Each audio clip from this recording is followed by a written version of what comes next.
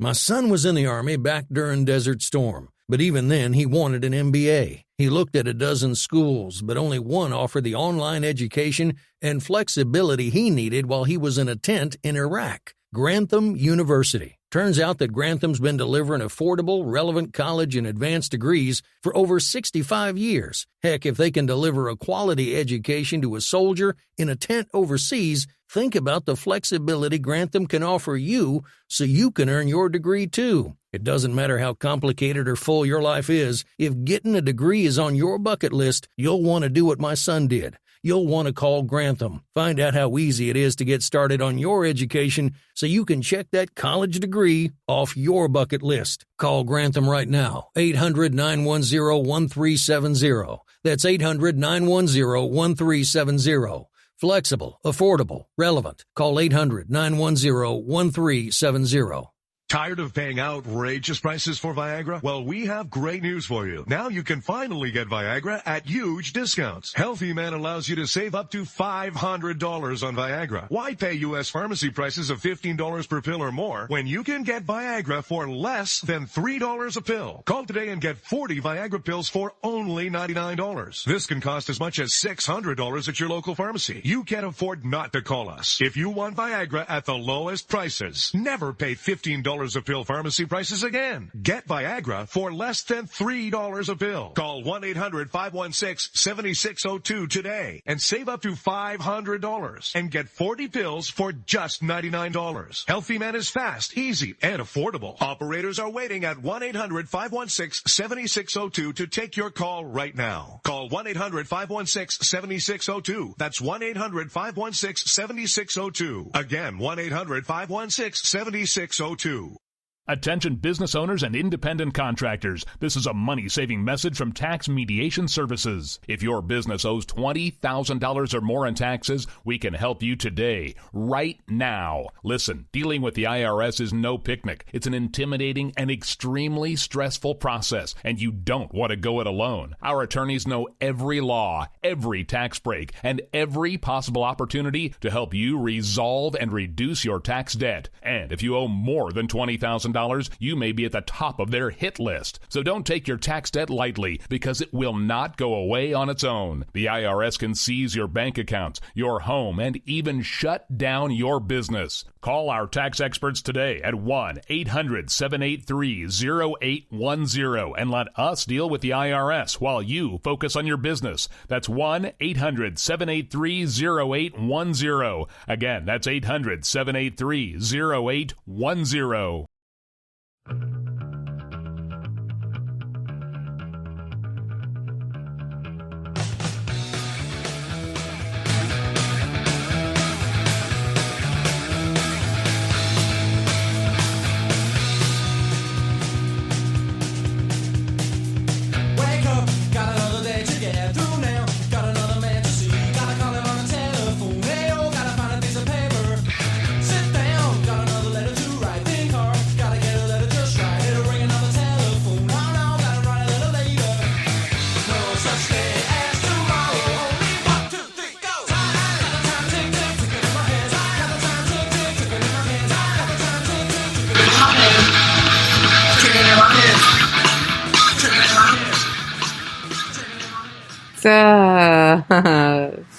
What's up? What's up? It's Cyber Chill again. And I'm so chill that I'm leaning back with my feet up. Am I breaking some radio rule? I don't believe so. Okay. Well, my good friend Orty is with me tonight, as every Monday. How you doing, Orty? I'm doing well. You know, I was thinking about it when we did the intro, just coming in, that I forgot that Anthrax covered, got the time, and still didn't do it as hard as Joe Jackson did. So, you know, there's a little something for you long hair fans. Or as well as Joe Jackson did. Yeah. So, or as well, yeah, that's fair. That's fair. But you know what? We got Michelle B tonight. We're getting our crypto on tonight. Michelle, are you still there? I am still here. Woohoo! All right. I'm trying to figure out how I turn off all these 10,000 apps I have, make sure we don't get interrupted. Yeah, it's usually half, because we do FooBar before this. It's usually halfway through FooBar that I remember, oh shit, I got to turn off Discord now, because this is when people start recapping the day and blowing up in my head. Yeah, just like that. Just like that. Just like that. Was that the toss back to me? Okay. Yes. So it's been righty. So this is my favorite thing about doing a podcast. There is a ransomware group that we've been talking about for a while, because it's big business. It's a $1 billion industry, and we love to talk about it.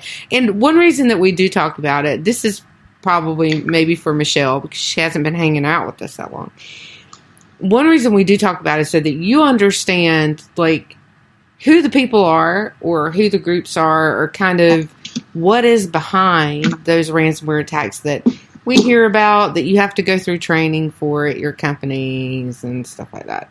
So that's one reason that we talk about them. This one has been incredibly interesting to cover from show to show, because they've been through such I wouldn't call it a transition. It's almost like an ebb and flow, right? So they're doing something really bad, and causing a bunch of news, creating a bunch of PR for themselves, and then they try to do something really good and create PR for themselves, and now they've done something really bad again, which is hack the pipeline.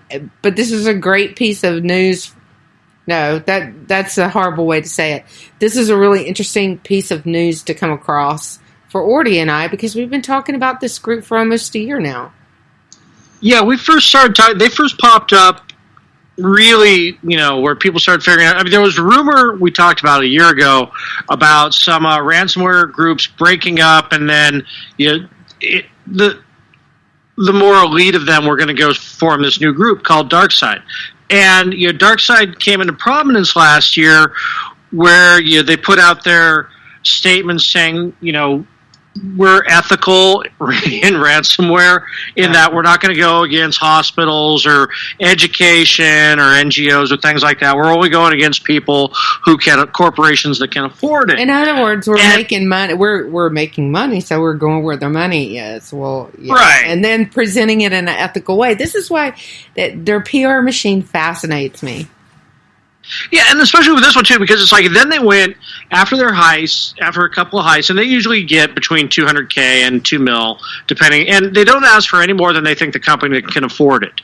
So they go after companies that can afford it. They're not crippling businesses, but they're kind of, like a smash and grab kind of thing. And so last October, they put out this, oh, hey, we want to give a little back, and they gave just under one whole Bitcoin to two different charities, and is kind of a PR move. But then the charity said, you guys stole this money. We can't take it. So they kind of rethought their strategy on that. And then they did the thing this weekend, with the going after the Colonial Pipeline. And then they had to release a statement today saying, we're going to have to vet our targets a little better, because this isn't what we do. We don't cause chaos like this. We're apolitical. We don't want to be in the news for this. Well, and what this tells me, right, and what we've said over and over again, is they are for hire, right? Sure. That's really their purpose in life. I think it's why they can turn around and give, or try to give, their ransoms away to charity, because they're getting paid by someone. As we know, Iran is hosting their servers, right? They moved their server hosting to Iran, which was another story that we covered. So that was, just thinking about all these things in context is really a lot of fun to think about. This basically organized crime, cybercrime family who's reportedly living in one of our greatest enemies, and hosting their malware or their ransomware in another of our greatest enemies, and who knows who paid them to hack this pipeline, or didn't pay them. Maybe they weren't paid by a third party. Who knows? I don't think it really matters at this point. because we've got gas problems in the Southeast already. I don't, as you know, I don't mean we need Beano. We're already seeing price and availability problems in the Southeast. So I mean, it's an effective enemy hack. If that were what it was, it would be an effective one, right? Michelle, you want to jump in on this one? Yeah, sure. So, obviously it would be effective. I mean, testing the nation's energy infrastructure is something that we should be doing, right? We should actually be, and when I say we, I mean the government is probably the one thing they probably should legitimately be spending money on, is paying white hat hackers to test the infrastructure regularly, right? Because if I'm a terrorist nation, I can destroy really the entire U.S. economy from a laptop if I'm smart. And it's interesting reading about this. I was just discussing it with one of my older children. I read a book. Actually, it wasn't even a book. It was kind of an online story on a prepper blog years and years ago called Lights Out. And it's since been turned into a book. And that's really the premise of the book. I mean, an Iranian, very rich Iranian is pretty pissed off at America for whatever reason. I don't remember at this point. But he basically launches an EMP and an attack on the grid, the energy grid, all at the same time.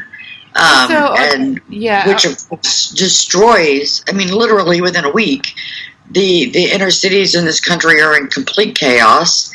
Logistics fall under the purview of Department of Homeland Security now. So you can imagine just what it would be like to get food in parts of rural America within, a reasonable amount of time after something like this happened. It would take them a month just to, work up a spreadsheet on where food should go, at which point there would be no food. And so, yeah, absolutely. I mean, this is obviously something that would devastate the economy without a bullet ever being fired.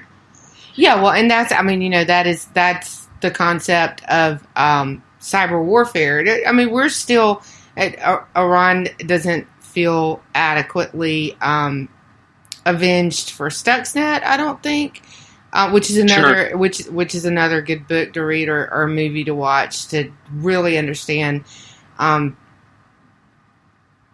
of planning that's going on behind the scenes. So let's go with the news media or what we know about dark side and say it was organized crime. It's a ransomware attack. They're just trying to make money because they're apolitical. Well, they couldn't have planned an enemy attack really any better because of just the exact things that you said. So, it's maybe it was from their point of view, but maybe someone else got them to do it, and that wasn't their intention at all, which I think it's another problem that we've talked about with this exact behavior, right?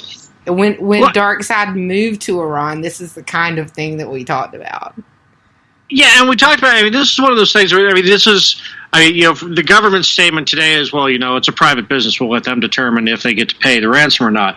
It's like, oh, okay, so now you're concerned about private business. But, one of the things about it is, and we talked about this when we talked about Dark Side moving to Iranian-hosted servers, is that a lot of the ransom brokerages, which is a new cottage industry that's popped up, where, they facilitate the payment, because not every company has Bitcoin or whatever. They'll say, okay, you give us the ransom, we convert it to Bitcoin, and then we'll go ahead and pay your ransom for you and get your, that handled. A lot of them aren't doing business with DarkSide because of their Iranian server hosting, because it violates U.S. sanctions against Iran.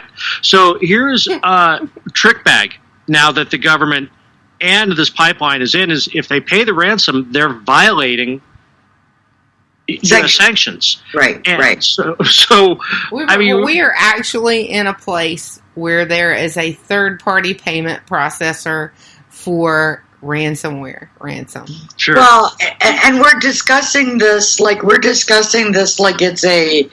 I mean, we know everyone on this show, and probably everyone listening, and everyone who gives it any thought knows that these ransomware companies exist, and many of them do work with state actors all over the world for, whether it's pen testing or whether it's probing for weaknesses in other nations to small degrees.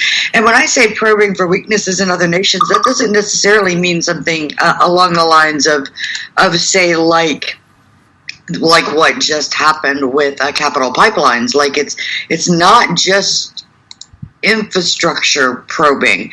You break the largest banks. I mean, everybody's seen Fight Club, right? You destroy the credit card companies, you halt the ATM networks, you slow down ACH transfers, you get involved in logistics routing for food supplies, or for even something that seems as that wouldn't be as impactful, like shipment of electronics from abroad to the U.S., and you start to alter the course of economics in this country. Well, yeah, and then there's just the causing chaos, which is what Iran did last year when they were going after all the little websites. It's like they could pull a big crew of people who didn't know that much and hack.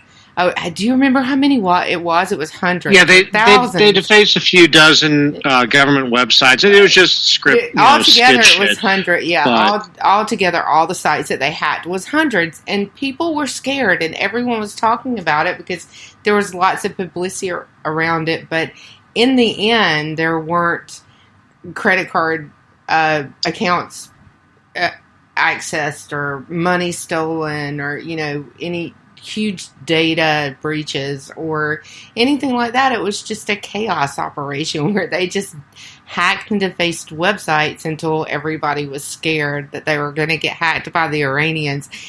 And that's a beautiful operation. From one perspective, I can look at it and say that's art. That's beautiful.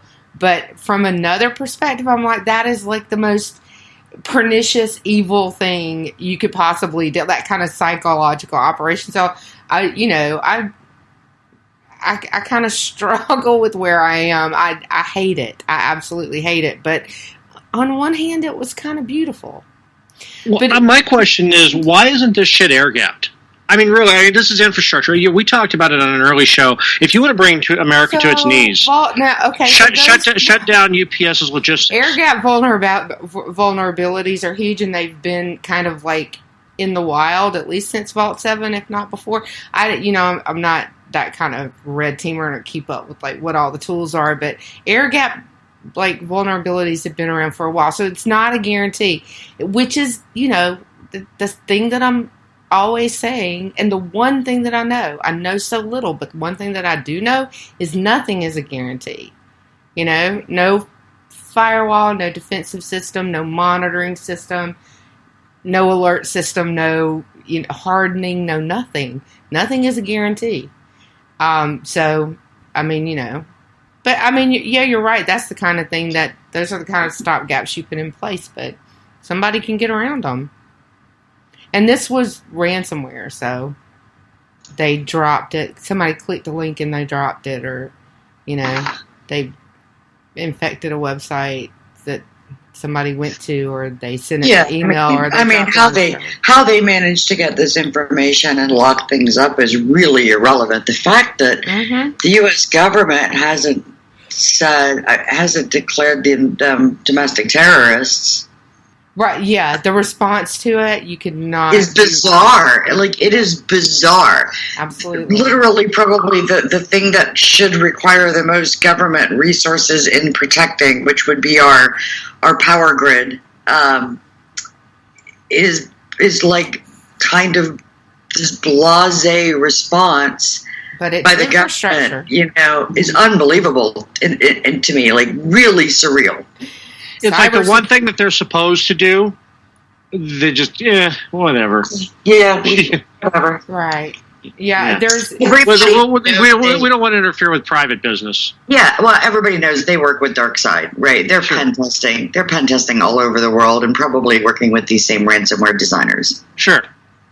Yeah, and that's, and that, as you should. But on the other hand, you should be testing internally too. It's like if you're going to be pen testing out, pen test in too. Find your vulnerabilities so that way you don't end up looking like a fool like we are right now with the whole Eastern Seaboard pipeline being shut down.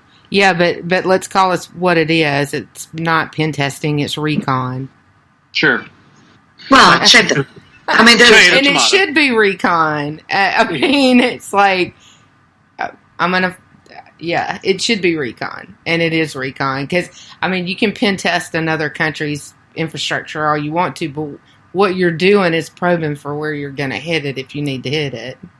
So, it's anyway, that's neither here nor there. Let's talk about some exposing that's the purpose of pen testing, exposing vulnerabilities and executing it's just like anything to exploit them, executing exploits. Right, exactly. Just like finding an airport on, or where the airplanes are on the radar. It's the same thing. It's the same. I don't know if y'all saw that documentary Sneakers, but they covered this all. Yeah.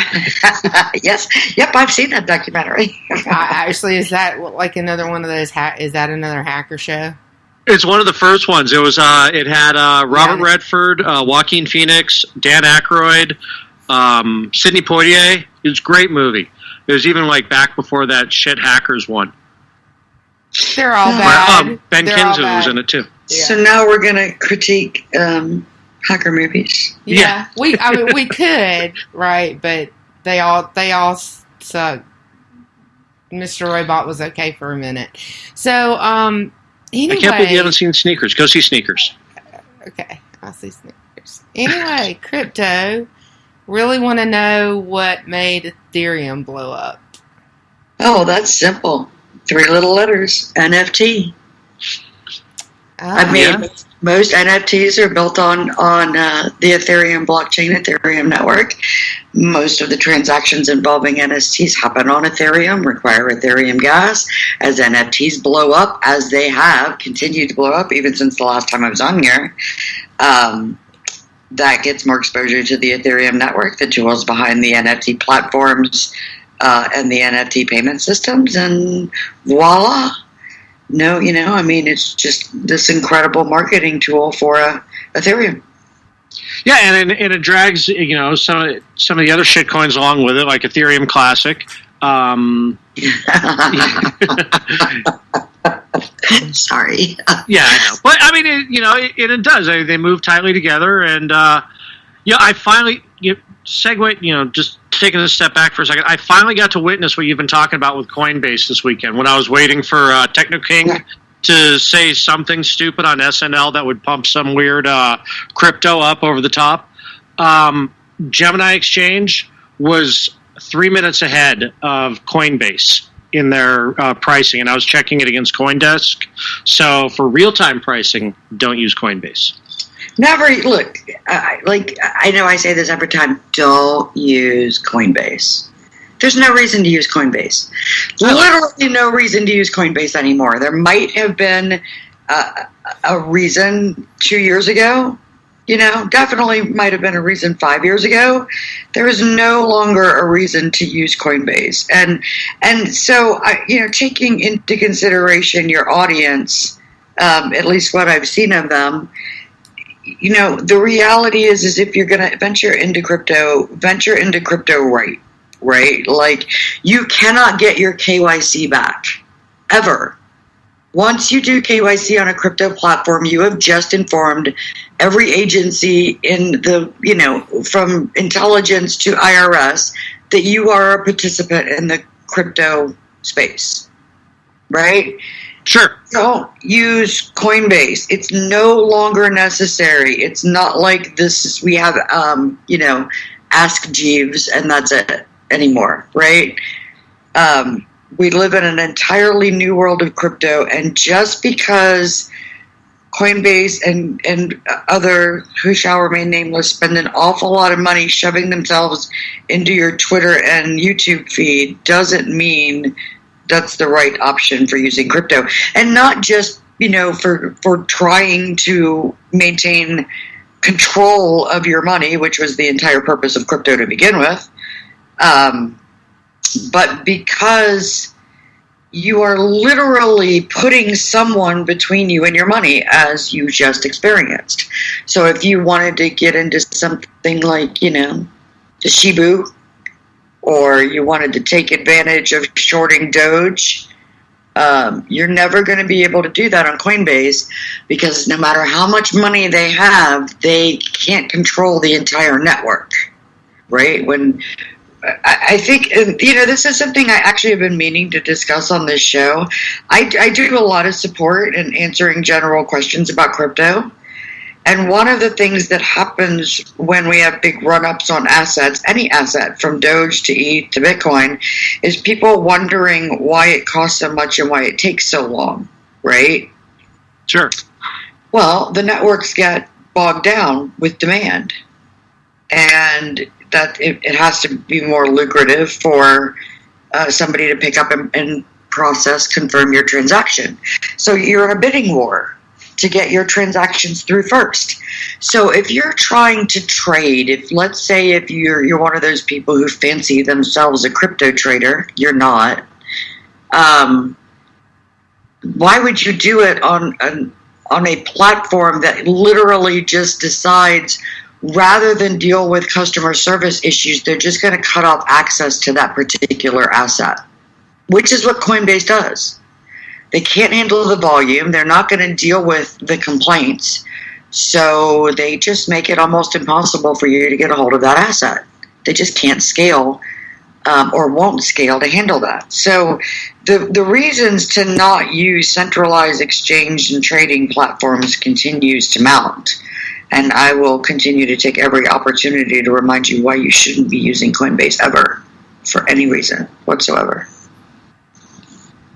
Okay. Let me follow up. We've talked about it on air and off air. I know why people more. I'm not. I mean, but on the other hand, it is a good on ramp, and it's like we've talked about. It is. It makes it so damn easy between connecting your bank to your mining to your, Right, but that's so. But it's Ask Jeeves. It's the Ask Jeeves of crypto. I mean, there is so much competition out there now, and so let's I'm old. Right, like I'm old. I won't lie, I'm old. But that's like saying, you still run your own Outlook server to process email. Like, it's wholly unnecessary because there are all of these better options out there now. Okay, so let's bridge to a solution for people, right? So we can tell them why they shouldn't 1,000 times, but unless we tell them how to get off of it, right? And personally, I'm interested in this because Coinbase, there was not a lot of options when I started using it, which was years and years ago. I would love to get off onto a different platform, but to talk about how would I do that, right? I mean, like you said, I KYC, sure. I can't un-KYC. Well, yeah, and so a lot of this depends on what you're doing. I mean, I can talk till I'm blue in the face about how if you're trying to ride a wave, you have no idea what you're doing, and it's pure dumb luck that you don't lose the shirt off your back. But that is the reality of trading crypto for the average person. You are not trading, for the most part, 6-7 figures. Right. You are not a priority. You cannot afford the fees to make sure that your transactions go through first, right? That you get the best deal. If you're really lucky, you get in on an asset, you hang on for a while, you ride it out, you make a decent profit, you get out. That's what the average person is doing. They're not trading minute by minute. And so right now, you literally have hundreds of options to execute that kind of a thing, which is why DeFi has gotten so big. DeFi allows you to place market orders, instant orders, buy, sell, stop orders without having to be a participant that's really bribing the miners to process your transactions faster, or a platform to move your money before everybody else's. Very, very similarly to the standard investment of institutional finance, money is how you win the game. The average person listening to this podcast who follows me on Twitter and is into crypto cannot afford to play that game. You can't move that fast. Well, let's talk in terms that they can't afford. When you're on, let's talk in terms that they can't afford. So, right. And here's for instance. So what I did was a long time ago, I started investing a little bit in different coins, and I continued that. But most of the time, unless the market is moving, I don't pay any attention to it. Most of the time, I don't even look at it. I think that's what a lot of people are doing. Even when I look at it, I'm not moving money around. I'm not trying to sell stuff off. When something does what ETC did, and I'll be like, yeah, I'm going to scrape some of that off and put it like in dollar coin or something. If Coinbase doesn't shut down when you're in the middle of trying to sell it.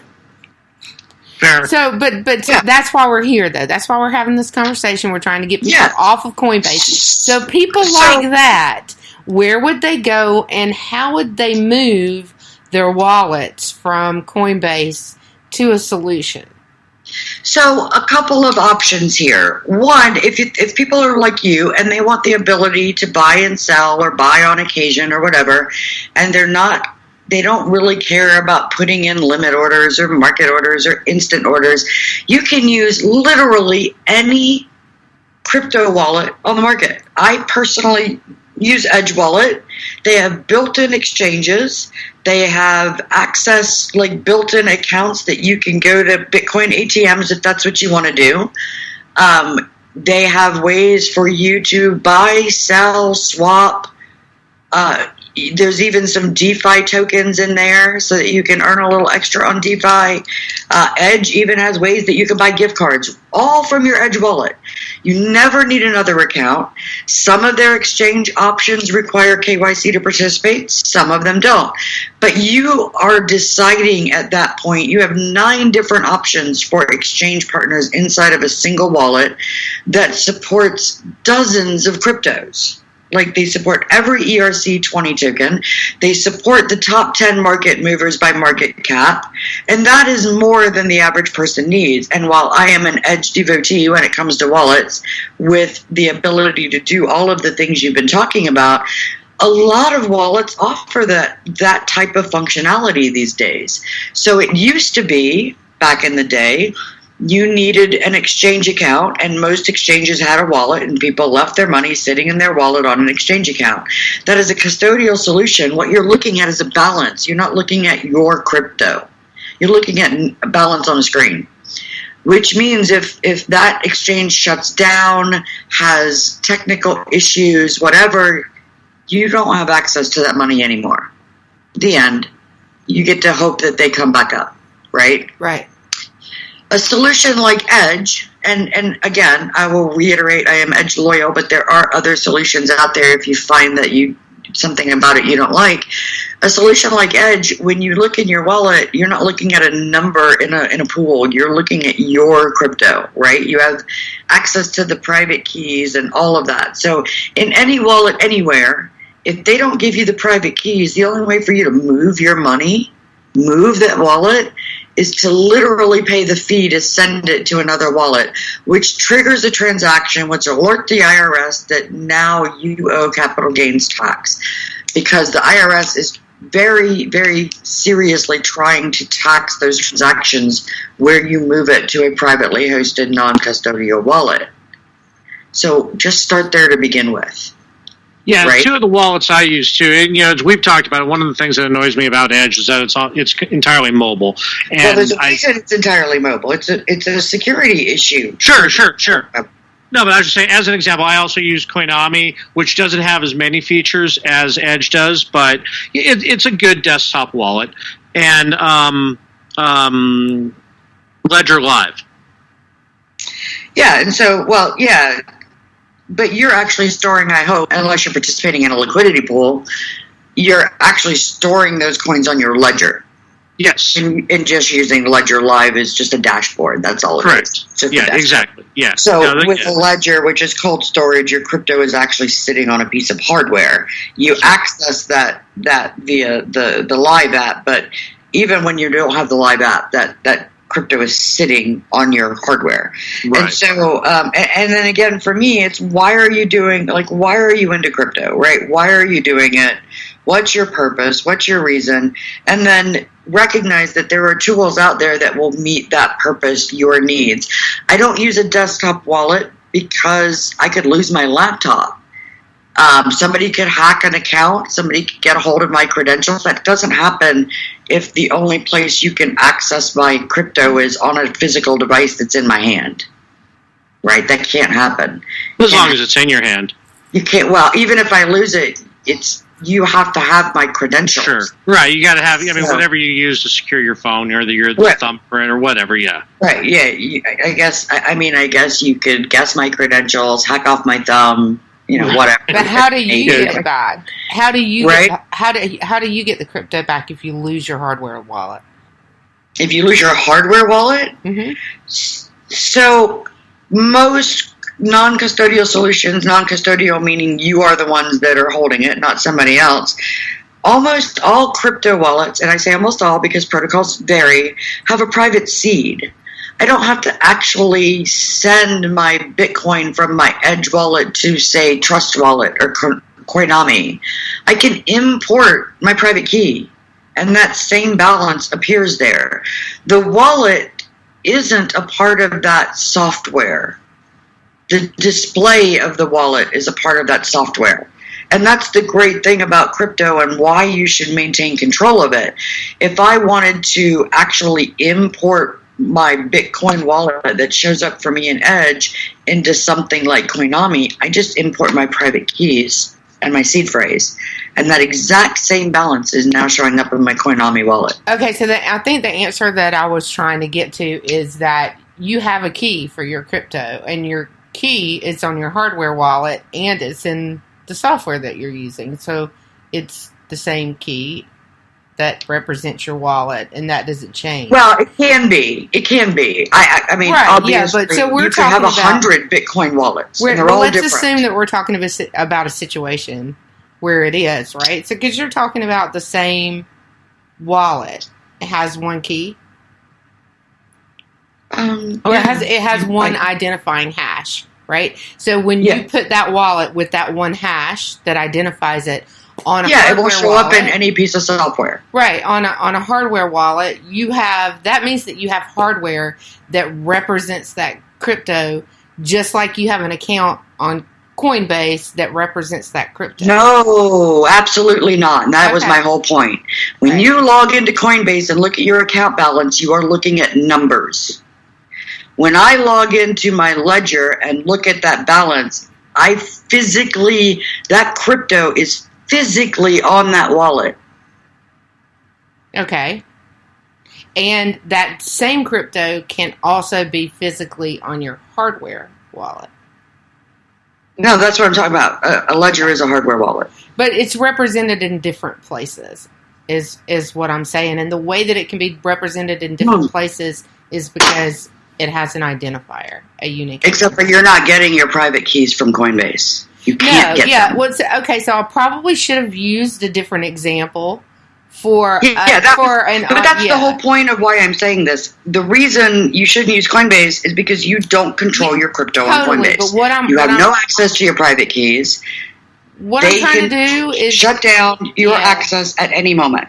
So what I'm trying to do is just make sure, because it was a little bit muddy to me, that people understand that it's the same crypto, but you have a hardware wallet that represents it, even though you have a virtual wallet that represents it as well. They're different. They're very different. That's what I'm trying to make clear.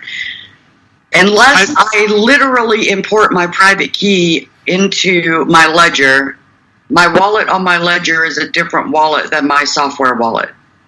I can have more than one Bitcoin wallet. In order for them to be the same, I think I know where the confusion's coming from. Ledger is an actual brand of hardware wallet. Yeah, it is a brand. It's not like, just an Excel spreadsheet. That's what I think that's where the... maybe we should say Trezor. Yeah, Trezor, yeah. Trezor's another brand of hardware wallet. Maybe we should say a software wallet is a software wallet. A hardware wallet is a hardware wallet. An exchange wallet is an exchange wallet. They're all very different types of ways of having access to your cryptocurrency. A hardware wallet is cold storage, like putting money in a safe. That's what I'm trying to get to, right? Yes. So it's not the same money that's on my software wallet. No. That is the whole point of putting it on cold storage, is that it's not accessible from any other wallet. It's like putting money into a safe. Okay, so and what people want to hear when you start to talk about stuff like that, what people want to hear is you explain to them what happens to your crypto and your ownership of your crypto if you lose that hardware wallet. If you have done things correctly and written down your private seed. That's the 12 to 24 word phrase that whenever you're setting something up. For the moment, yes. For the moment, yeah. In most cases, but not all. That's how it works. Sure. You can set up a new hardware wallet and import that balance, because that balance is also recorded in your wallet on the blockchain, which is the entire purpose of a blockchain. Transparency of all transactions. But I could physically hand that wallet to my kids, and they now have literal possession of everything that's on there as well, right? Right. If I want to send money from my software wallet, my Edge wallet to my kids, I have to send it to them. Or I have to give them my credentials and give them the seed and make sure they have all of that. Yeah, the barrier that I've heard from everyone is forgetting that key, losing that money. Okay, so that's where Edge is very, very different. That's where Edge acts like Coinbase. You don't need your private seed on Edge. If I lose my phone and I need to put my Edge account on a phone, what Edge does is that it backs up the encrypted versions of your transactions and your balances, right? Right. So if I get a new phone, I log into my Edge account on my new phone. There's a recovery process that you can set up on Edge, and then there's my balance, right? Uh-huh. If you lose your login on Coinbase, you're screwed. With Edge, too, if I never want to use Edge again, but I decide I want to use Coinami or Trust or Green or whatever wallet, or if I never want to use Edge, but I've got my private key, then I can import the money that was sitting, quote-unquote, showing up in my Edge account to my Ledger, my Coinami account, or whatever. Okay. So the difference being, if you cannot get your private keys from Coinbase. Now, you might be able to with Coinbase Plus, I guess. Is that what it's called? Pro, yeah. And, Coinbase Pro, it's their... Enterprise. I'm a real trader now. I'm a real trader now. Totally different screen. Yeah. I mean, I saw that on Gemini, too. I was like, ugh, why? Just anyway. Yeah, so... it's like you said, I'm old. One of the reasons why I like about Coinbase is that if I'm not like trying to time a transaction or try to do, at least it's easy to switch and then get out. And that's one of the things that annoyed me with Gemini. I sent some BTC over to see what just have a quick to transfer. They don't have a trade your Bitcoin for Doge option over there, and you can't do it on Coinbase either because Coinbase doesn't support Doge. But anyway, so Coinbase was built for the masses. That was its purpose, right? That's not what Gemini was built for. No. Gemini was built for traders. Right. Traders aren't playing with swapping back and forth small amounts, which was my point earlier, that most people don't need to be on any kind of exchange. Yes. They should have a wallet. Most wallets do that now. But most people are. Wallets have that option, and you're not limited to a single exchange or a single pricing model or a single fee structure. One of the things I really like about Edge is if I say I want to trade Bitcoin for Doge, it searches 9 platforms and gives me the best deal, right. Price-wise, fee-wise. But again, this is because people fancy themselves traders. Oh, I'm gonna get some Doge and make some money. Well, you're not. You're gonna get you're going to get a tiny amount of the amount of Doge being traded, and you're going to hang on to it until your platform decides it's okay for you to trade, because you just can't afford to pay to have that transaction confirmed fast enough for you to arbitrage. Most people don't arbitrage. Now, while we're on the topic of Doge, you wanted to talk about Doge tonight. A little bit, yeah. Do it. I get the distinct feeling that you are not a fan of Elon Musk. I love him. I think he's great. The Techno King? Are you kidding? Really? I love him. Yeah, no, I like him. Did you watch Saturday Night Live? Did you? I tried. I really did. I don't. It's the other 99% of that show just hurt so bad. I lasted about 5 minutes and just went, I'm out. Yeah, I saw a couple of skits that were posted to Twitter. Obviously, I saw the opening monologue. I saw the Chad, You're a Hero skit, like, whatever. Elon is great. 3 incest skits in a row. I'm done. Elon is great. But I wasn't a fan. So, here's the thing about Doge. Doge is a meme currency. There's nothing, it's a fork of Litecoin.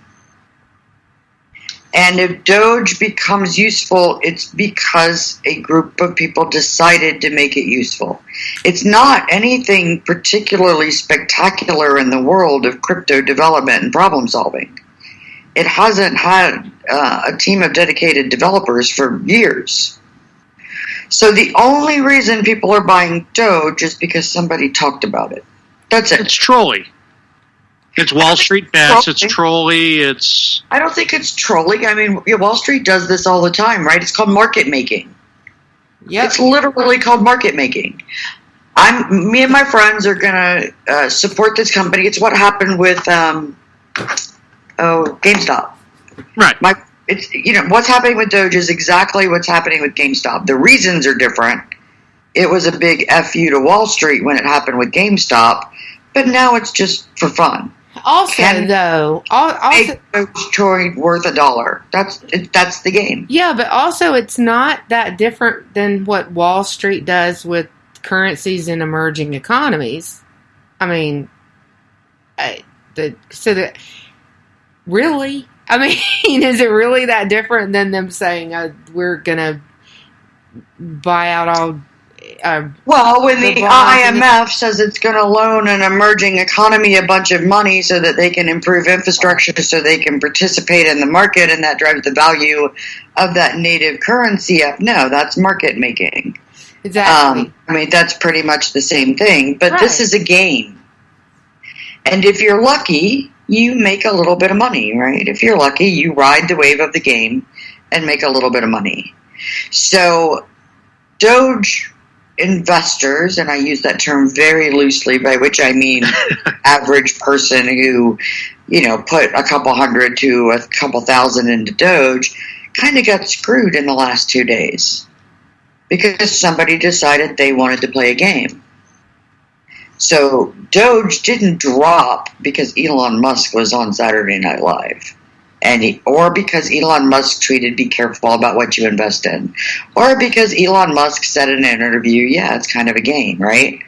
No, it's because somebody else is playing the game better. I said, Doge is the pet rock of crypto. I've used that comparison lots and lots and lots. And that's what it is. It is sound technology, don't get me wrong, but nobody's using it because there's better solutions out there. But Shiba, I'm sure you may or may not have heard of Shiba, the new Shiba Inu coin. Yeah. Yeah, it's a Doge killer. And that's literally why it's suddenly gone up, whatever it's gone up in the last 2 days. It's somebody else is now playing another game, which is why I caution people, you're not, oh, I'm going to go get some Doge and make some money. Well, first off, if your platform lets you, you're going to get some Doge. If you can afford the fees and your transaction doesn't get dropped, you're going to get some Doge. Right. And then if you think you're going to sell it before something happens, like Elon says something, or a whale decides to dump, or somebody else decides to play the game, you're literally rolling dice. Yeah. Now, all of that being said, doesn't mean it's not fun. If you can afford to blow $1,000 and play some game and maybe you make a couple $100, more power to you.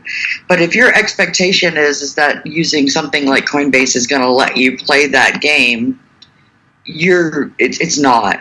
Now, it's going to let you hang on for a week, a month, 6 months, 6 years, and make money. So, yeah, Coinbase doesn't do Doge. They won't do Doge. Yeah, but any coin that they support. If all of a sudden Link Warriors or Link Marines are out there pumping Link, the same thing happens.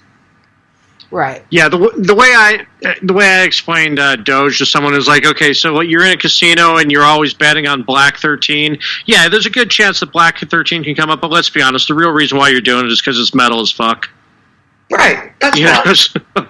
You saw some memes, and believe me, you saw memes months and months and months after the pump started. Right. Still going. 100 to the moon. Well, no, it's not anymore because Shiba's kicking its butt right now. It's dropped 35% in the last 2 days. And by still guys up memes prior to this week. Yeah. But yeah. Yeah, because the people who got into it are now pumping Shiba. The whales have moved their money, and they're waiting for you to follow. And then they'll dump, and you'll make another 10, 20%, and they'll have made 850%. Yeah, and I've never treated it that way. So I don't really wrap my head around it so much. Right, if something goes way, way up, well, yeah, I'm going to move a bunch of it to a dollar coin and just walk away again. I don't. Yeah, I mean, look, it's a fun game. It is a very fun game, and if you can afford to play it, more power to you. No, but I'm just trying to point out that a place like Coinbase is not where you play it. Well, yeah, I don't know that. My only point is that I wonder how, what percentage of people right now that are investing in it in some way are doing it that way. I don't know. Do you know? Oh, I don't know about the percentage, but all you got to do is search Coinbase on Twitter when there's a massive move, or search for the coin that's moving. Obviously, if it's one they're supporting, or if they don't, you can see all the people complaining about why they don't support it. And those are the people that you are like, God, please get your money out of crypto because you're going to get wrecked. Why are you trying to arbitrage, make a move on something that is notorious for going down when the market moves fast? So, anyway, my whole point is I hate Coinbase. I hate Coinbase. Coinbase is literally the Ask Jeeves of the crypto on-ramp space. I don't hate it, but I'll tell you something. I don't hold it in the regard that I had once had, and I like it as a... It's just easy to get all of my stuff into one place and then move it out from there. My Roundly X, my fucking BAT, my fucking... IRS is thrilled that you have found... Oh, I'm sure they are. Yeah, that's... And, yeah. And the one thing... That breaks my heart because, especially for people who are in Bitcoin, my question, and believe me, I get it. I understand the utility. Ease of use is always how adoption happens. Yeah. I understand, believe me. That's why Google is where it is. That's why Facebook, because they market and they on-ramp well. But the title of the Bitcoin white paper is a peer-to-peer cash system. and I know once I move it out of Coinbase that it's still, Konami doesn't track like that, but still, I still have to explain to the IRS what happened to that Bitcoin that was in there that I moved out. Yeah. So, yeah. And like I said, I adopting what I did, it was that, or I think, what was it? I'm drawing a blank on it right now, and it's the very that one blockchain.com was, and I was looking at that. I was like, that's just, my brain hurts. I just want something simple. I want my e-trade. Well, I can tell you right now, if you adopted after Coinbase came out, Edge already existed. It was out in 2014. I don't think, because being a technological guy, I just got rid of my Samsung 5 like last year. So there was a lot of apps that just wouldn't run on it. Edge has been out since 2014. No, I know. I'm just saying my phone. Yeah, so anyway, I promise this will be the last time I rant and rave against Coinbase. I know you guys. Oh, you can rant and rave again. I mean, it's, you know what? We're here to inform our listeners. I don't care. I hate disappointing. I hate disappointing you, Michelle. But I don't care if you rant against it. I love your passion about it. So that's fine. I'm just like peer-to-peer. Why are you putting somebody between you and your peer? Yeah. No, I hear you. And the reason that's why lazy. I wanted you to explain. Okay, how do I get off of this shit? I wanted you to explain it to me. We'll see if I can do it. I'll put it on. Well, sadly for you, since you can't get your keys and just import your money into another wallet, you have to get another wallet and send it from Coinbase to another wallet. I don't mind that they're making it difficult for me to get off, because that you know that's the kind of thing that makes me just want to do it more. Or you don't want me to get off of here? Oh, okay. Well, then I'm definitely gonna do it. And yeah, I don't care if you make it hard, no matter how hard. And really, this is a crappy time to do it because fees are through the roof for Bitcoin, for any ERC token, I was actually amazed that when I was going to move over some of the stuff over to Gemini, Bitcoin actually had the cheapest. Yeah, I'm not surprised. I had to wait 30 minutes for the transaction. Yeah. 30 minutes. You got people waiting days. I know. I'm pretty creative about, making stuff like that happen, but we'll see, and I will definitely report back on how that went, what I could move and what I couldn't, and I'll probably end up leaving some stuff there, or might have to leave some stuff there, which, will be fine. Well, that's where I promise there are wallets that support way more than Coinbase. Right. So. Right. Yeah. No, I'm not afraid to do it, and I definitely feel like I understand it more. So let's take a quick break if you guys want to, and we'll talk about something else. Yeah. Well, yeah, something just as good but different. We'll be right back.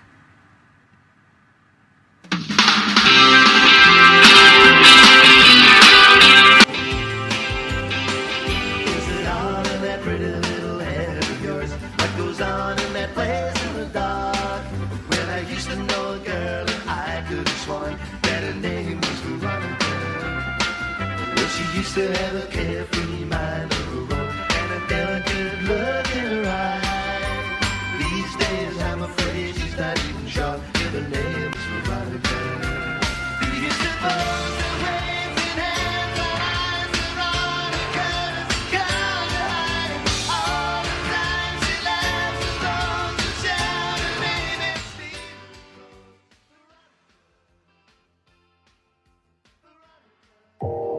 You are listening to KLRN Radio, where liberty and reason still reign.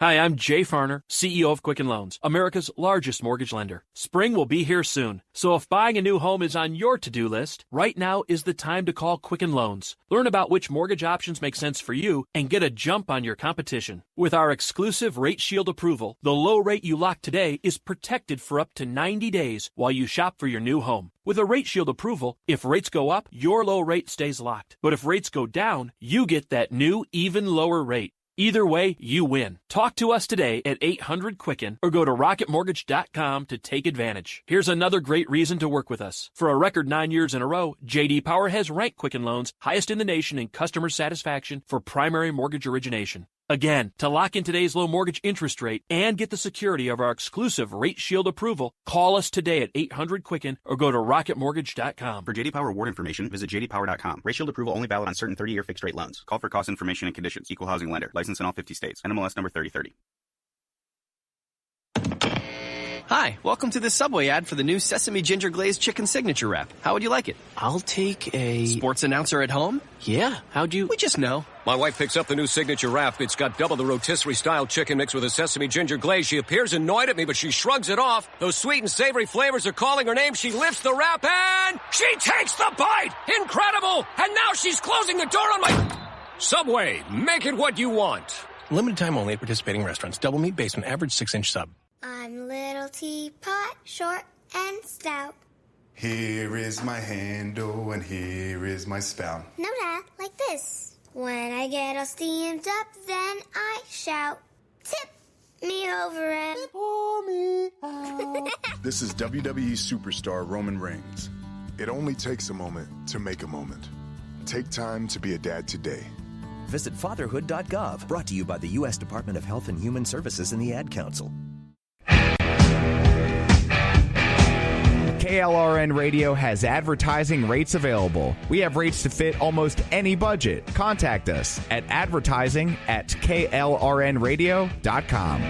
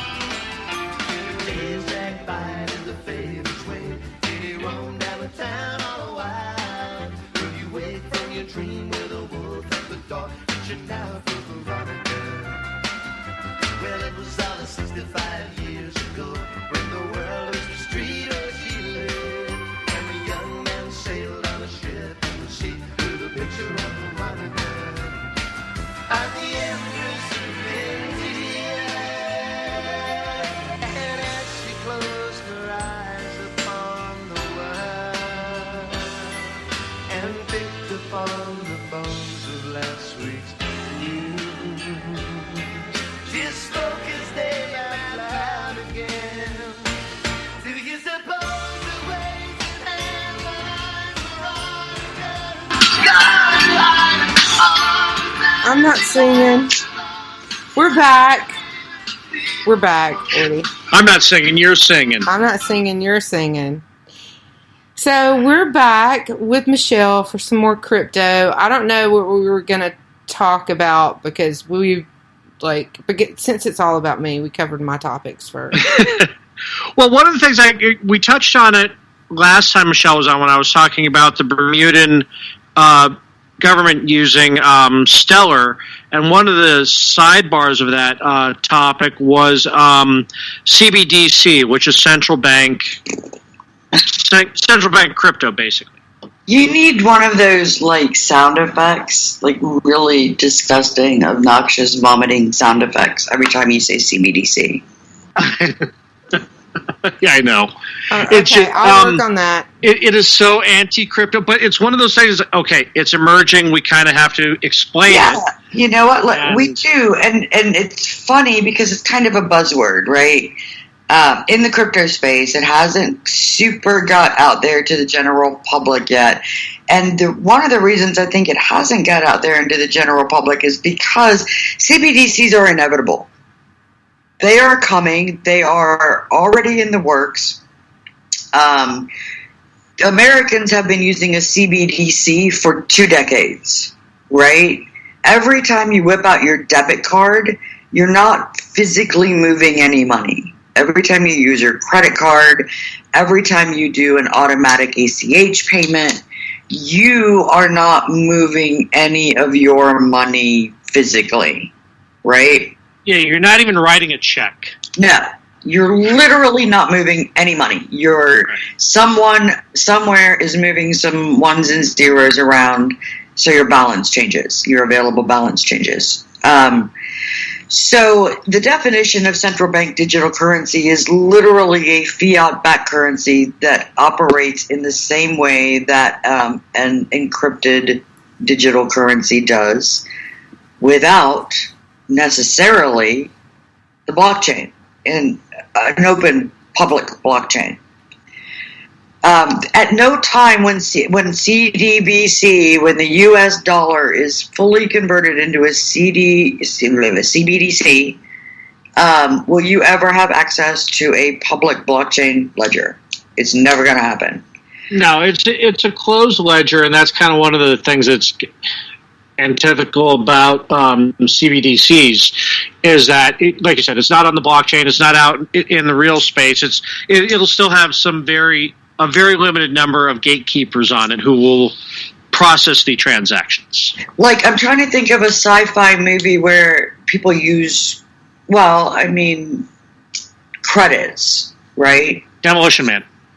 You have been fined 3 credits for the... Yeah, you're fined 3 credits. They don't actually show them the flip side of it very well, where you're deducting credits. But you've seen movies, I'm sure we all have, where they scan a barcode on you and, some balance is debited or whatever, or credited. You ever see the movie? It's like a Justin Timberlake movie. I have teenage girls, do not judge me.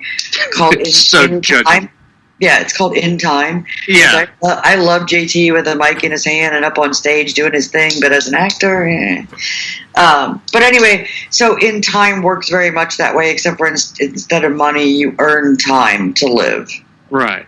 That's how it works. And when you buy things, you're spending time. And, of course, existing cost time. So how CDBCs will work is exactly how you spend money right now. The only difference is you won't have the option to go to an ATM and get cash.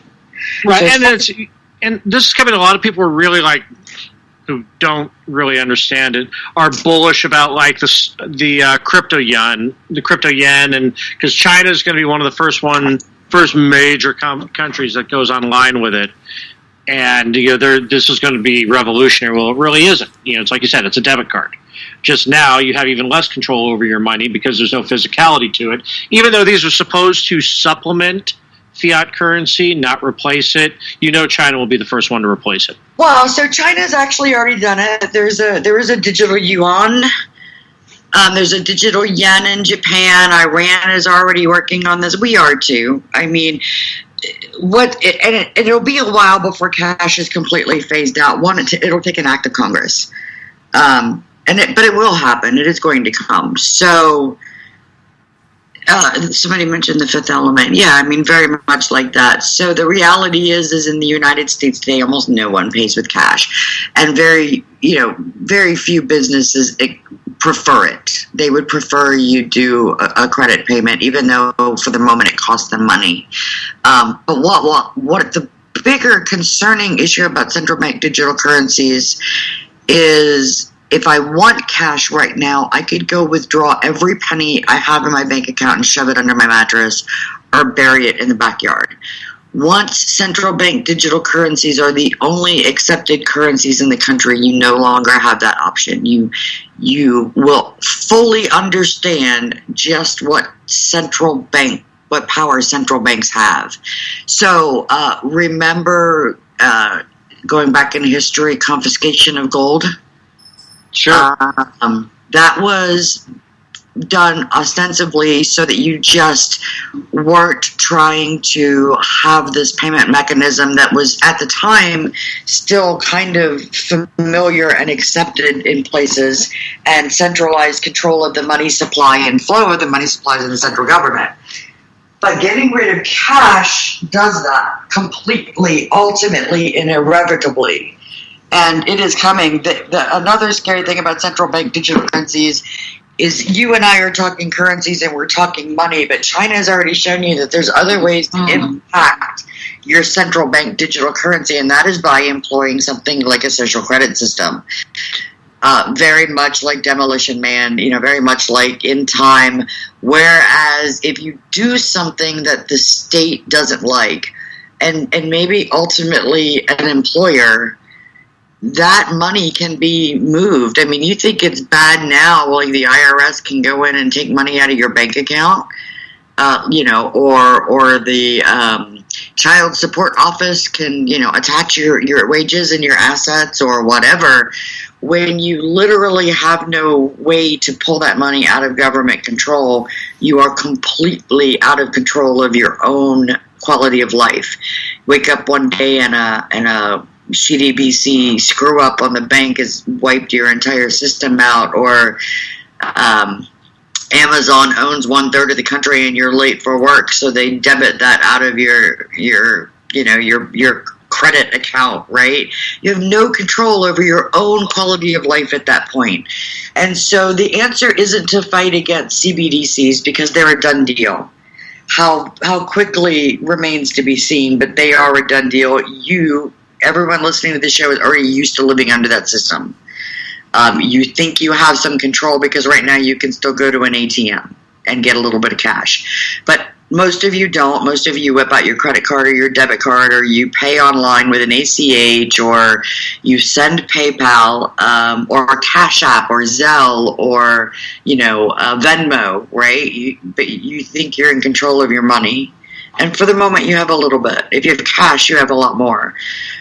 When CDBCs come, that ends. Not only your experience won't change, you'll still use PayPal and Venmo and Zelle and Cash App and all of that, but you will be, and it'll still look like you're sending US dollars, but you will not be able to go down to an ATM and say, I should have a little mad money or emergency money tucked away in the house just in case. That day ends. It's over. And then in comes social credit system, in comes something along the lines of an allocation for a food budget every month. You'll only be able to buy so many groceries. Can't buy liquor with that. You've overextended your liquor credit. You got your bottles of bourbon for the month. You won't get any more.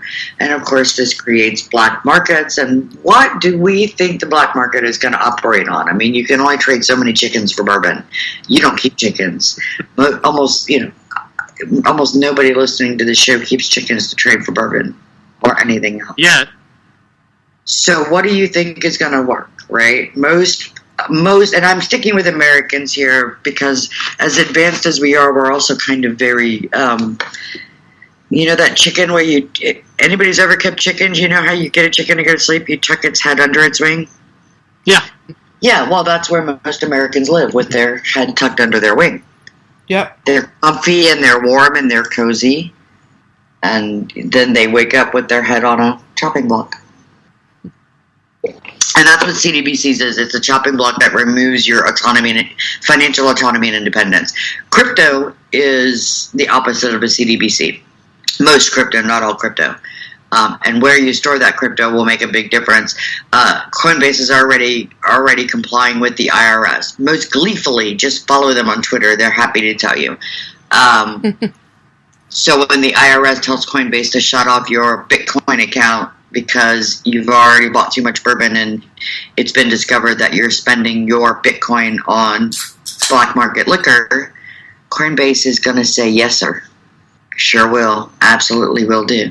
Because they don't want to get shut down. Right.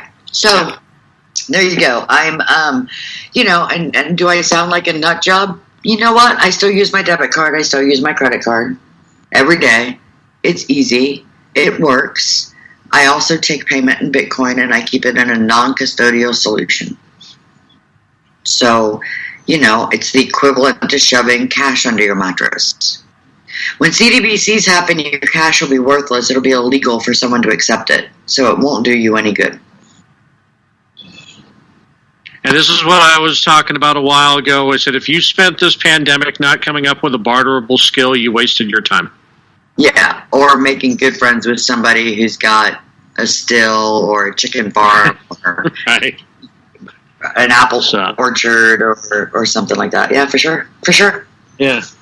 I mean, a little doom and gloom, but I mean, you got to know what. I mean, when you see it out there, you're like, "Oh God, that's gonna be great," because I can get my taxes down to the 8th decimal place because with a CDBC, you're not limited to just hundreds of cent. You can go down to the Satoshi.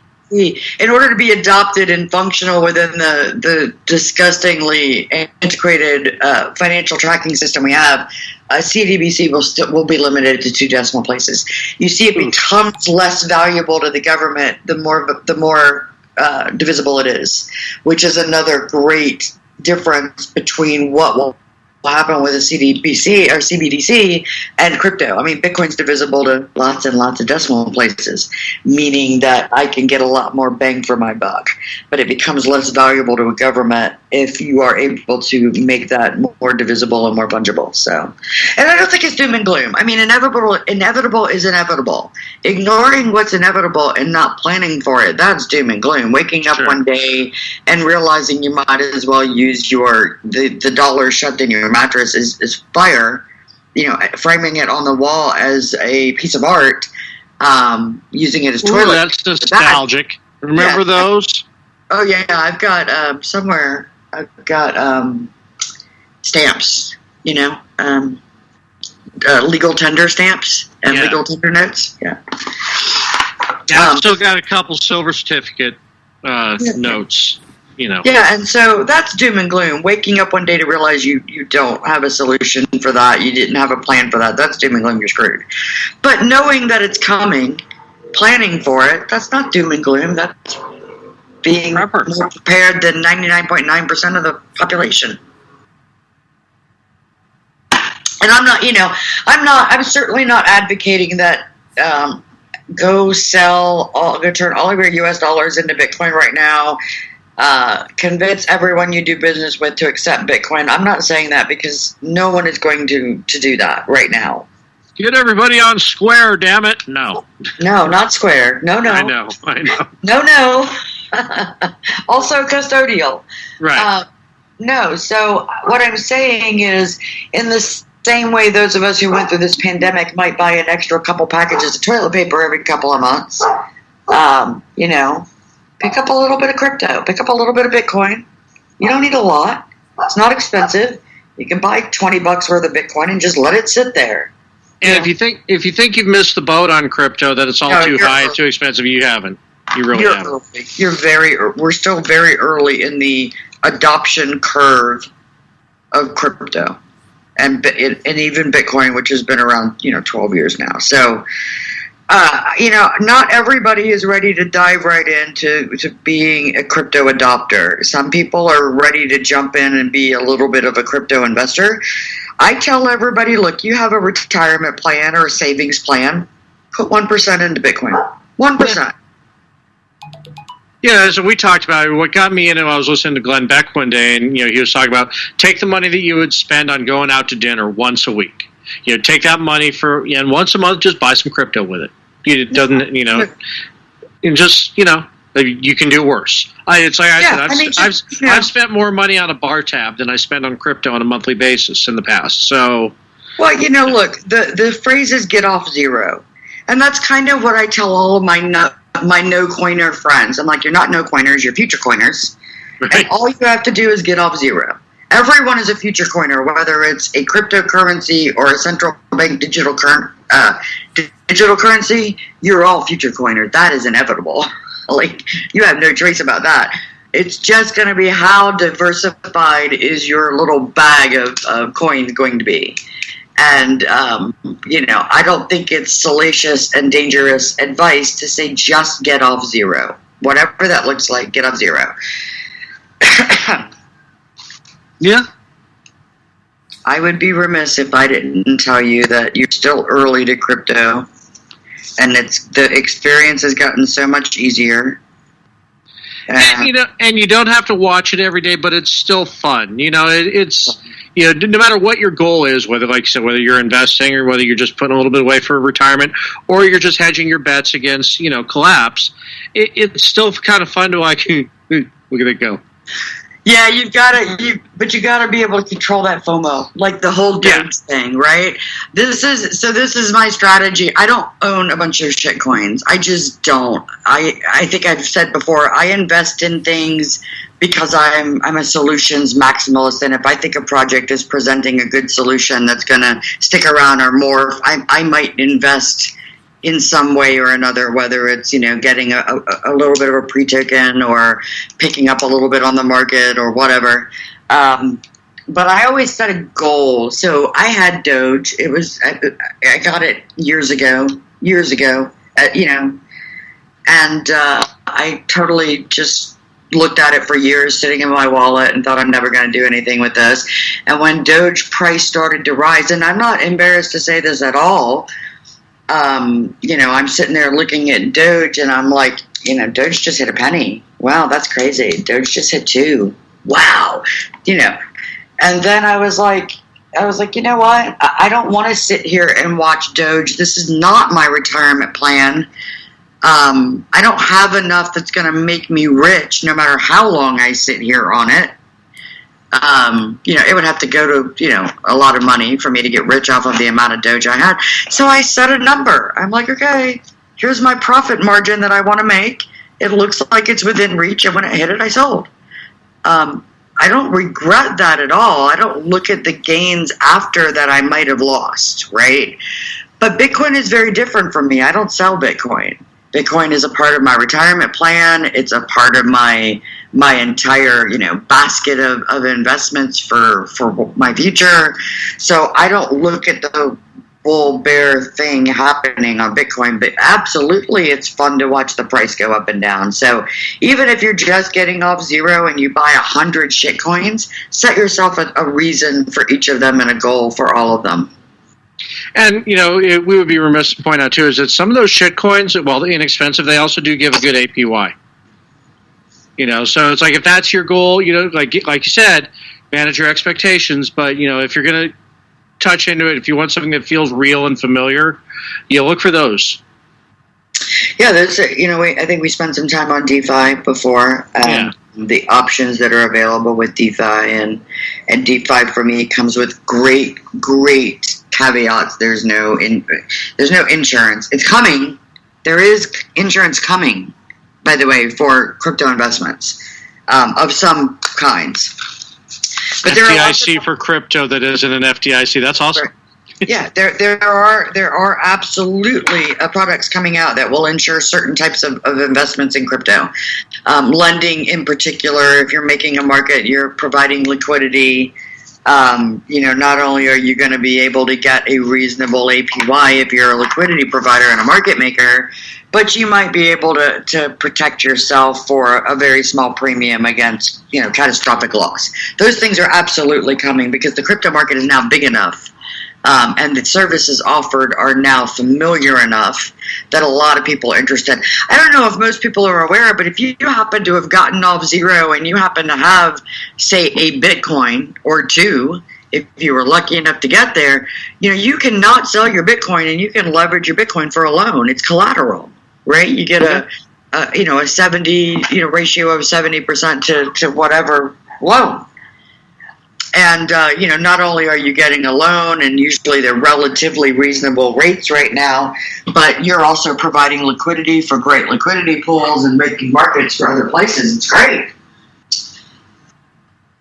Which kind of brings me to a topic I think we should reserve for another show is,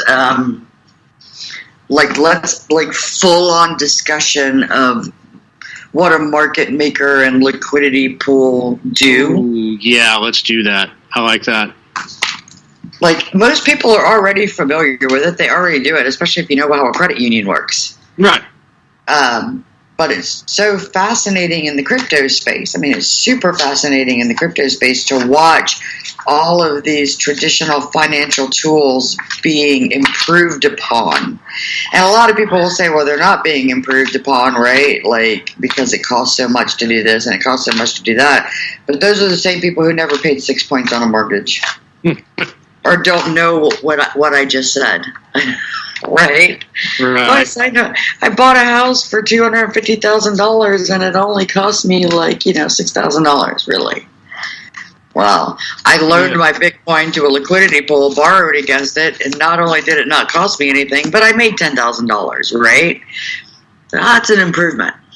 That's definitely, especially over the standard model. Not leverage, sorry, I'm addressing your chat, not leverage crypto buying. Lending. Leverage crypto buying is, putting up one crypto to spend money on shitcoins. That's idiocy, or using your credit card. I'm talking about leveraging your crypto for interest while you're loaning it to a liquidity pool, very much like a credit union model. You make a deposit into a credit union. They actually are lending out your money, which is why credit unions in the past used to be able to pay slightly higher interest rates on locked up savings accounts and require minimums that were higher. Yeah, and that's kind of one of the basics. We touched on it briefly, but it's also something, when we're talking about that, which is the whole compound network. Yeah, so Compound, Aave, very soon another project that I'm working with. There's lots and lots of those. There's another project called Sovereign. Lots and lots of great DeFi platforms offering multiples of projects. Now, there's been lending opportunities out there for years. Salt Lending is one of them that's been around for a while. PowerBlock Coin is a company that used to actually lend to mining operations. So you could leverage existing crypto to invest in growing your mining operation. All kinds of lending opportunities. That's been around for a while. But providing liquidity to a liquidity pool and leveraging that, that's some magic, finance magic right there. Now, you were talking about a project. Before we go, is there any projects you want to talk about right now you got your thumb into? Yeah, so I announced on Twitter a couple of weeks ago that I had taken a full-time position with a crypto project. I'm really, really excited about it. I am working with a company that is not new. The parent company has been around for years and years and years in the crypto space and in the traditional finance space, but they've launched a new product called SmartFi. And SmartFi is I'm really happy to be a part of this. They are taking all of these different pieces of traditional finance and crypto definance and kind of making them into a single platform. So very much like those financial services out there that are one-stop shops is what SmartFi aims to be. So you can participate in lending, you can participate in hodling, you can participate in a centralized exchange environment, very much like the ones that are out there already, like Gemini or whatever, that allows you to set longs and shorts and markets and instant trades. You can also participate in a DEX, so a decentralized exchange. That is also going to be a part of their network. So they basically, kind of participated in the crypto space for many years and decided there's all these amazing things happening in the finance world of crypto, but they're so all over the place. Let's put them in one place. So you come on board SmartFi and you decide, do you want to be a market maker? Do you want to play in your own retirement? Do you want to lend and get a little liquidity? Do you want to borrow against your crypto? Or do you want to participate in a DEX, a decentralized exchange, and not have to worry about any of the custodial stuff? So really excited to be involved in a platform that's offering all of these services in a familiar feeling, kind of all-in-one financial experience. Yeah, and you dropped that on Luna after the last show, and your page was still in prototype, in placeholder mode. But even then, I really liked the holding your hand through the whole process aspect of it too, because that's one of the things we keep talking about with Coinbase and the other ones is it's very simplified, very appeal to the masses, where SmartFi, from everything I saw on the page, will guide you by the hand into all of it too. Well, and so I just want to be very, very clear that SmartFi is kind of in beta launch right now. So I won't lie, shamelessly dropped a referral link for SmartFi into the chat. So there's going to be a lot of UI UX changes. We are very, very adamant about being crystal clear about how things work, where to get information. So a lot you'll see right now, if you happen to go check us out, create an account or whatever, you'll see the language is still pretty kind of institutionalized and crypto familiar, mushed together. Lucky for all of y'all, my job is to help walk customers through this and get all of this cleaned up on a step-by-step, page-by-page, product-by-product basis. So not only does it hold your hand, but it exposes you to information about the space that lets you take your existing knowledge of institutional finance and show how that applies to crypto. So we're going to make it easy and familiar, and we're going to give you options about what you want to do with your money. You could literally just participate in the DEX, and never participate in any other financial piece of what's happening on SmartFi. Outstanding. Holy shit, crypto took a dive while we were on the air. So, this is what happens when you watch it, man. Yeah, right, and that's just it. I just kind of I opened up another browser real quick to put your referral link in it because and then I was just like, oh hey, look at that. So yeah, again, it's like we've said time again. If you are trying to day trade crypto, just put a gun in your mouth. Yeah, look, most of you aren't qualified. Most of the people calling themselves traders aren't qualified. I know this because I'm not qualified, right? I mean, I'm not. There's I've been not in enough crypto data. Ever. There's not enough data on crypto to be qualified. I don't know how anyone would be qualified because the data is not there. You might be able to effectively predict over the last couple of years how a crypto that has been introduced to a specific sector of the market might perform after a little hype or some investment news. You might be able to, especially in Bitcoin and Ethereum, now be able to take regular financial news such as the job market or certain sector earnings reports and know that might affect the crypto markets in a certain way. But there's not enough information for the average person out there to day trade. If you want to have a little fun with the penny stock equivalent of crypto, the shitcoin penny stocks, go ahead, have a blast, right? It's a great way to learn.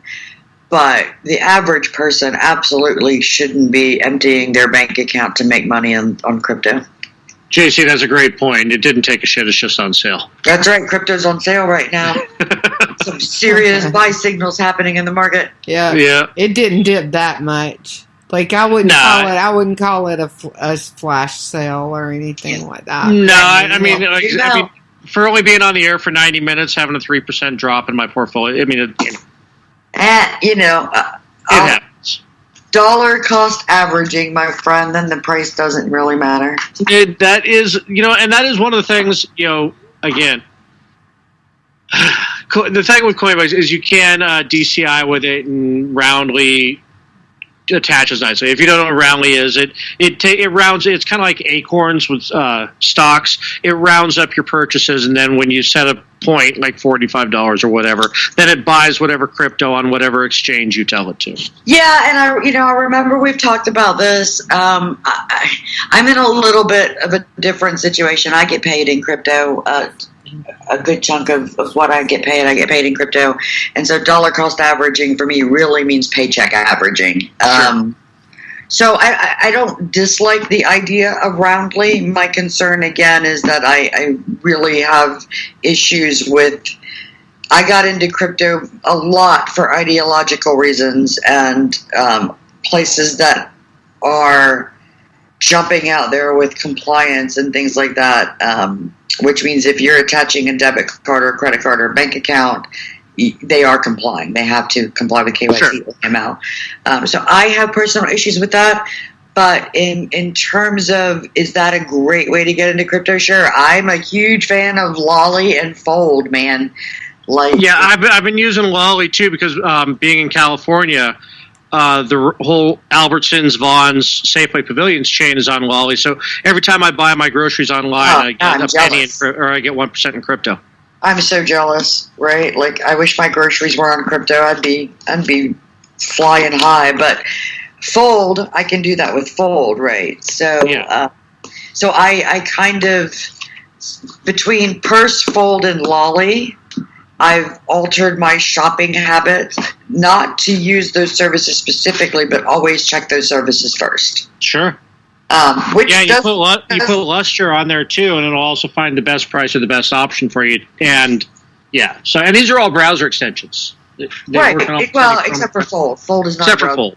No. But these are all ways that you can do what you already do every day and get crypto without actually having to spend any extra money. So that's really nice. Yeah. You can get off zero without spending a penny.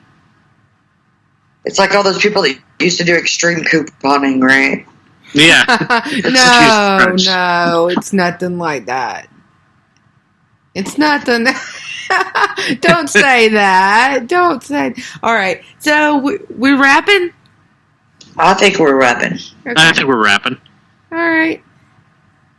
Well, this was brought to you by EMF, and all of it Anyway, so Orty, EMF. Yeah, where are you going to be this week, Orty?